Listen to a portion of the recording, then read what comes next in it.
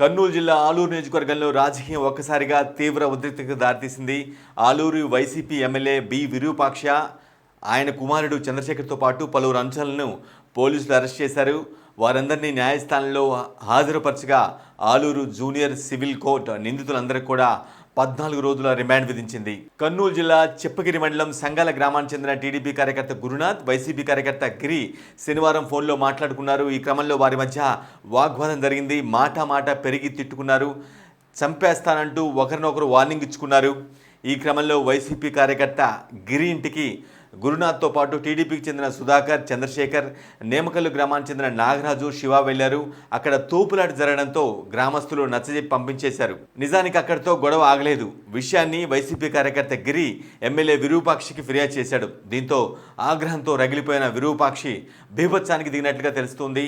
తన కుమారుడు చంద్రశేఖర్, సోదరుడు శ్రీరాములు, సోదరుడు కుమారుడు మధుతో పాటు సుమారు 50 మందితో కలిసి అక్కడికి వెళ్ళడం జరిగింది. కర్రలు, రాళ్లతో వాహనాల్లో మొదట సంగాల గ్రామానికి వెళ్లారు. అక్కడ టీడీపీ కార్యకర్త చంద్రశేఖర్పై దాడి చేసి తీవ్రంగా గాయపరిచారు. ఆ తర్వాత వారంతా నేమకల్లు గ్రామానికి వెళ్లారు. అక్కడ టీడీపీ, వైసీపీ శ్రేణులు ఒకరి మీద ఒకరు రాళ్లు రువ్వుకున్నారు. ఈ క్రమంలో ఎమ్మెల్యే సోదరుడు శ్రీరాములు కింద పడిపోవడంతో అతని చేయి విరిగింది. దీనికి టీడీపీకి చెందిన నాగరాజే కారణమని భావించిన ఎమ్మెల్యే విరూపాక్షి, ఆయన అనుచరులు అతని ఇంటికి వెళ్ళడం జరిగింది. అక్కడ ఆయన భార్య సుచిత్రతో అభ్యంతరకరంగా ప్రవర్తించారు. ఆమె దుస్తులను చించేశారు.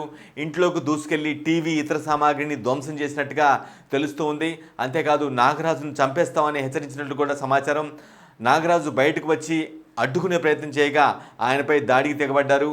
కుటుంబ సభ్యులతో పాటు స్థానికులు ప్రతిఘటించడంతో వారంతా అక్కడి నుంచి వెళ్ళిపోయినట్టుగా తెలుస్తూ ఉంది. బాధితుల ఫిర్యాదు మేరకు కేసు నమోదు చేసుకున్న పోలీసులు విరూపాక్షితో పాటు పలువురిని అరెస్ట్ చేసి కోర్టులో ప్రవేశపెట్టారు. దీంతో వారందరికీ రిమాండ్ విధించిన న్యాయస్థానం. ఇదిలా ఉంటే విరూపాక్షి అరెస్ట్ను మాజీ సీఎం, వైసీపీ అధినేత వైఎస్ జగన్ స్ట్రాంగ్గా కండెమ్ చేస్తున్నారు.